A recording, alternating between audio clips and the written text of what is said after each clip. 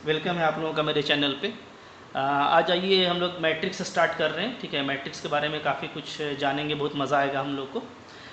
मेरा रिक्वेस्ट है आपसे कि अगर आपने अभी तक मेरे चैनल को सब्सक्राइब नहीं किया है तो मेरे चैनल को सब्सक्राइब कर लें। ठीक है, ASC क्लासेस मेरा ये चैनल है, इसको आप सब्सक्राइब कर लें। ठीक है, और दोस्तों के साथ शेयर करें, मेरे वीडियोज़ को लाइक करें। ओके, आइए देखते हैं मैट्रिक्स को। देखिए, मैट्रिक्स को जो डिनोट किया जाता है तो इसका 3 तरीका डिनोट करने का मैं आपको यहाँ पे दिखा रहा हूँ। ठीक है, आप मेरे इस पेज का पूरा वीडियो को पॉज करके स्क्रीनशॉट ले लीजिए, तो आपको नोट बनाने में भी आसानी होगा। ओके, ठीक है। तो अब देखिए, इसको 3 तरीके से डिनोट कर सकते हैं हम लोग। कैसे कैसे? एक तो ये जो डबल लाइन है राइट साइड में और लेफ्ट साइड में। ओके, अगर सिंगल लाइन होगा तो डिटर्मिनेंट को बताएगा, डबल लाइन देंगे तो मैट्रिक्स को बताता है। या इस तरीके से और इस तरीके से आप इसको यूज़ कर सकते हैं, शो कर सकते हैं। जनरली इसका यूज़ ज़्यादा किया जाता है, ठीक है, बुक वगैरह में। ओके, अब आप देखिए डेफिनेशन क्या होता है। A matrix is rectangular array of numbers written in the form. Okay, ये जो फॉर्म है, इस फॉर्म में जब हम लिखते हैं तो उसको क्या कहते हैं? मैट्रिक्स कहते हैं। ओके, यहाँ पे जो सेल वैल्यू है वो क्या है? तो देखिए यहाँ पे है A11, A12, A1n, A21, A22, A2n, AM1, AM2, AMn, इस तरीके से है। तो यहाँ पे जो A11 है तो जो फर्स्ट सफिक्स है वो बतलाता है रो को। ये जो फर्स्ट सफिक्स है ये रो को बताता है, और जो सेकंड सफिक्स है वो कॉलम के नंबर को बताता है। ओके, तो A11 का मतलब क्या है? Element of first row and first column. Okay, इसी तरीके से A22 का क्या मतलब है? Element of second row and second column. Like that AMN का क्या मतलब हो जाएगा? Element of mth row and nth column. AM2 का क्या मतलब होगा? Element of mth row and second column. Okay, ठीक है, तो ये इसका रिप्रेजेंटेशन का तरीका है। अब आप देखिए कि ये जो हॉरिजॉन्टल लाइंस है, यहाँ पे आप जैसा देख रहे हैं हॉरिजॉन्टल लाइंस, तो इन हॉरिजॉन्टल लाइंस को रोज कहा जाता है। ठीक है, इसको देखिए R1 से डिनोट किया है, इसको R2 से डिनोट किया है, इसको हमने लाइक दैट R3 से डिनोट, सॉरी, इसको हम लोग कैसे डिनोट करेंगे? इसको हम लोग RM से डिनोट करेंगे। Okay, RM। ओके, चूँकि आप इसको जब काउंट करेंगे तो क्या आएगा? यहाँ पे देखिए फर्स्ट सफिक्स आपका M है, तो ये mth रो है। ओके, ये तो इनको हम रोज़ कहते हैं ना। ठीक है, ये हॉरिजॉन्टल लाइंस को रोज़ कहा जाता है। और यहाँ पे जो नंबर ऑफ रोज़ हैं वो कितने हैं? वो हैं M, 1 2 से M तक। ओके, ठीक है। इसी तरीके से जो वर्टिकल लाइंस है इसको कॉलम कहा जाता है, C1। ठीक है, इसका सेकंड सफिक्स देखिए, इसका second suffix 2, C2, Cn। Okay, तो यहाँ पे जो नंबर ऑफ कॉलम्स हैं इस ये कितने हैं? ये हैं 1 2 लाइक दैट n। ओके, अब डिफाइन होता है हमारा ऑर्डर ऑफ मैट्रिक्स। तो देखिए, मैंने इस पूरे पेज में कोशिश किया है कि जो डेफिनेशन है उसको ग्रीन पेन से लिखूं। ठीक है, तो थोड़ा आप उसको जूम करके अच्छे से देख लीजिएगा और थोड़ा सजा के लिखिए। ओके, अब आप सीनियर हैं, काफ़ी पहले से पढ़ते आ रहे हैं मैट्रिक्स को, तो आपको लिखना आसान है। तो ऑर्डर ऑफ मैट्रिक्स का डेफिनेशन कैसे लिखेंगे? ठीक है, जैसे देखिए M क्रॉस N को, यानी number of rows into number of column. M हमारा क्या था? नंबर ऑफ रो, और N क्या था? Number of column. ओके, तो M क्रॉस N को, यानी number of rows into number of column को ऑर्डर ऑफ मैट्रिक्स कहा जाता है। ठीक है, इसको क्या कहते हैं? Order of matrix. तो आप इसको थोड़ा सजा के लिखिएगा कि let A be a matrix having M rows and N columns, then M cross N is called order of matrix. ठीक है, क्योंकि ऑर्डर काफ़ी इंपॉर्टेंट है, इसी से हम क्लासिफिकेशन करते हैं, ऑर्डर से। ठीक है, तो ऑर्डर के हिसाब से जो क्लासिफिकेशन होता है मैट्रिक्स का, पहले देखिए, सबसे पहले हमने ऑर्डर के हिसाब से किया हुआ है यहाँ पे। तो कौन कौन सा मैट्रिक्स है? आप देखिए, रो मैट्रिक्स, फिर आपका कॉलम मैट्रिक्स, फिर आपका रेक्टेंगुलर मैट्रिक्स, और फिर आपका स्क्वायर मैट्रिक्स। ओके, ठीक है। अब इन सब को मैंने दिखाया है। रो मैट्रिक्स कैसा होता है देखिए, तो इसमें सिर्फ एक ही रो होगा। इसका ऑर्डर क्या है? 1 इंटू n। देख पा रहे हैं आप लोग? इसका ऑर्डर कितना है? 1 इंटू n, यानी इसमें सिर्फ एक, चूँकि फर्स्ट सफिक्स रो को बतलाता है तो इसमें एक रो है और n कॉलम्स है। ठीक है, तो अगर एक रो है तो वो रो मैट्रिक्स कहलाएगा।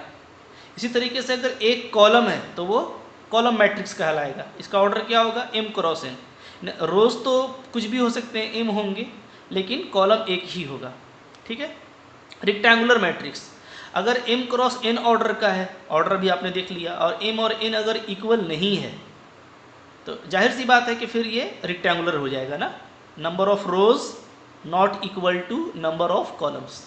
Okay, then we called it rectangular matrix. Okay, अच्छा, स्क्वायर मैट्रिक्स अगर ऑर्डर क्या हो जाए, n क्रॉस n हो जाए, ठीक है, यानी number of rows equal to number of column, दोनों अगर बराबर हो जाए तो वो क्या कहलाएगा, स्क्वायर मैट्रिक्स।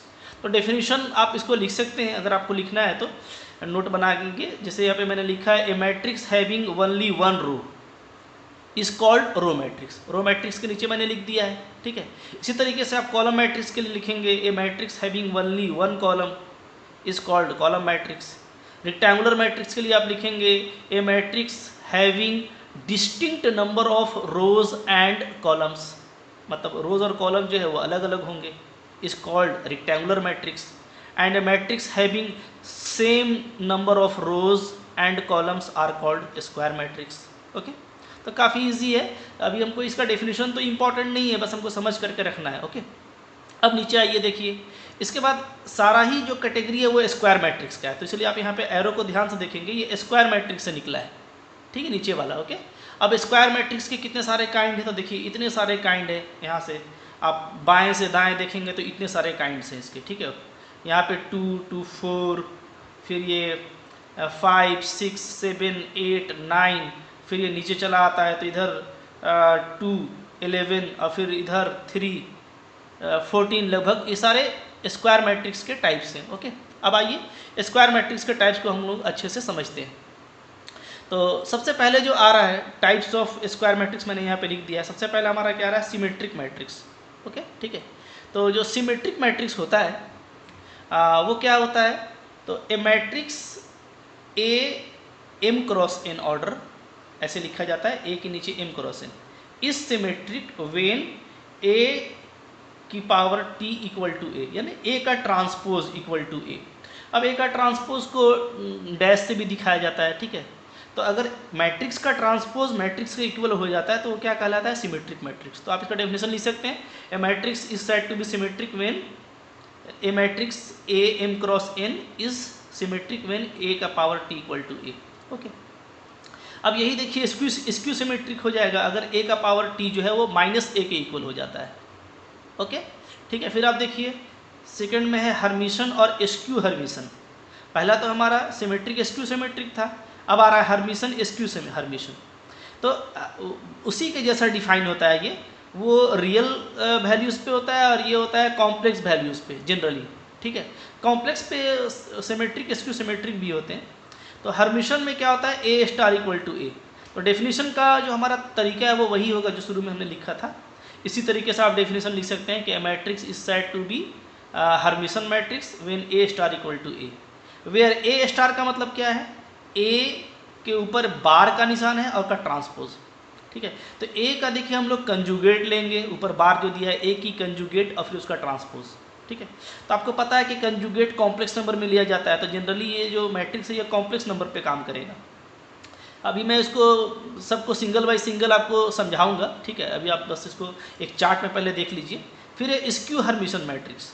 तो ये कब होता है, जब ए स्टार इक्वल टू माइनस ए हो जाता है।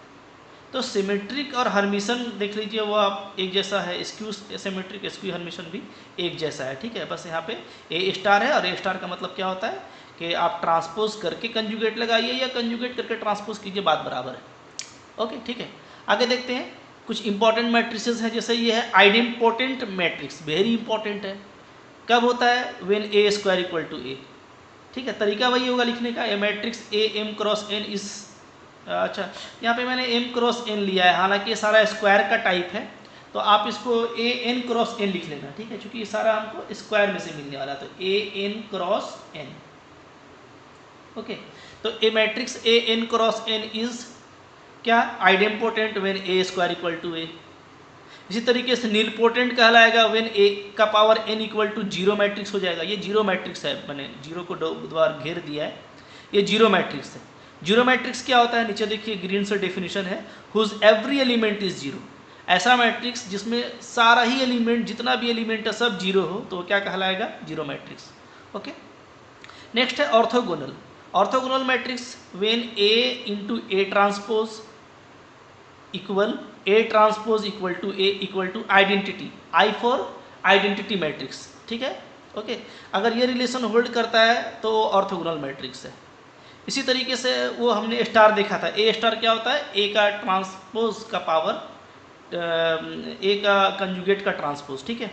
तो यूनिटरी मैट्रिक्स कब होगा, जब ए स्टार ए इक्वल टू आई होगा, आइडेंटिटी के बराबर, ठीक है। लास्ट है इनवोल्यूटरी मैट्रिक्स। इनवोल्यूटरी मैट्रिक्स क्या होता है, अगर ए स्क्वायर मेरा आइडेंटिटी के इक्वल आ जाए तो क्या कहलाएगा, इनवोल्यूटरी मैट्रिक्स। अब मैंने देखिए दिखाया है कि जो लास्ट थ्री हैं ऑर्थोगोनल, यूनिटरी और इनवोल्यूटरी, इसको मैंने एक ट्रे में कर दिया है नीचे में, ठीक है। क्यों किया है, इसलिए कि ये रिजल्ट्स देते हैं आइडेंटिटी, यानी आप जब इसको करेंगे तो आइडेंटिटी मिलेगा, इसको करेंगे तो आइडेंटिटी मिलेगा, इसको करेंगे तो आइडेंटिटी। तो अगर आपको आइडेंटिटी मिलता है तो वो ऑर्थोगोनल है, यूनिटरी है या तो इनवोल्यूटरी है। ओके, ठीक है। अब आइए आगे बढ़ते हैं। और अब इधर देखिए, इसको फिर नीचे लाते हैं तो इधर हमारा है, इधर ट्राइंगुलर मैट्रिक्स है और इधर हमारा है diagonal matrix. Okay, triangular matrix जैसा कि नाम है इसका, ये ट्रायंगल का शेप बनाएगा स्क्वायर मैट्रिक्स में, ठीक है। तो ये दो तरह का हो सकता है, एक है देखिए अपर ट्रायंगुलर मैट्रिक्स और एक है आपका लोअर ट्रायंगुलर मैट्रिक्स। तो जो अपर ट्रायंगुलर मैट्रिक्स है उसमें क्या होगा कि डायगोनल के साथ सिर्फ ऊपर के एलिमेंट होंगे, नीचे वाले जीरो होंगे। और जो लोअर ट्रायंगुलर मैट्रिक्स है उसमें नीचे का सिर्फ एलिमेंट आपको मिलेगा नॉन जीरो, ठीक है, डायगोनल के साथ, और ऊपर का एलिमेंट जीरो मिलेगा। तो ये ऊपर में ट्रायंगल बनाता है तो अपर ट्रायंगुलर, ये नीचे में बनाता है तो ये लोअर ट्रायंगुलर, ठीक है। अब इसके बाद देखिए डायगोनल मैट्रिक्स जो है हमारा, तो डायगोनल मैट्रिक्स में क्या होता है कि सिर्फ डायगोनल वाले एलिमेंट होते हैं, बाकी सारा एलिमेंट जीरो होता है। अभी मैं इसके बाद जो सेकंड वीडियो है उसमें मैं आपको सबको अच्छे से समझाने वाला हूँ बारी बारी से। ये एक चार्ट है, इसको शॉर्ट में आपको इसको अच्छे से याद रखना है, इसलिए मैंने ये चार्ट बना दिया है, ठीक है। तो इसमें सिर्फ डायगोनल का एलिमेंट होता है, बाकी सारा जीरो होता है। डायगोनल मैट्रिक्स भी हमारा दो तरह का होता है, स्केलर मैट्रिक्स और आइडेंटिटी मैट्रिक्स। स्केलर मैट्रिक्स में क्या होगा, ये भी डायगोनल ही है, यानी सारा एलिमेंट जीरो होगा, सिर्फ डायगोनल में एलिमेंट होगा, लेकिन सारा एलिमेंट एक जैसा होगा स्केलर में, ए बराबर बी बराबर सी, यानी डायगोनल के सारे एलिमेंट एक जैसे होंगे। आइडेंटिटी मैट्रिक्स में आप देखें, आइडेंटिटी मैट्रिक्स भी इसी तरह का है, इसमें भी सारा एलिमेंट एक जैसा होगा डायगोनल का, लेकिन और सब वन होंगे, सब ही वन होगा। अब आइडेंटिटी मैट्रिक्स को हम लोग IN से भी डिनोट करते हैं अगर वो n ऑर्डर का है, I3 से डिनोट करते हैं अगर वो 3 ऑर्डर का है, I2 से डिनोट करते हैं अगर वो 2 ऑर्डर का है, ठीक है। तो मैं नेक्स्ट वीडियो में सबको अलग से क्लासीफाई करके अच्छे से समझाने वाला हूँ, उनके प्रॉपर्टीज़ बताने वाला हूँ, तो आप मेरे वीडियो को कंटिन्यू देखते रहें। Okay, thank you for watching.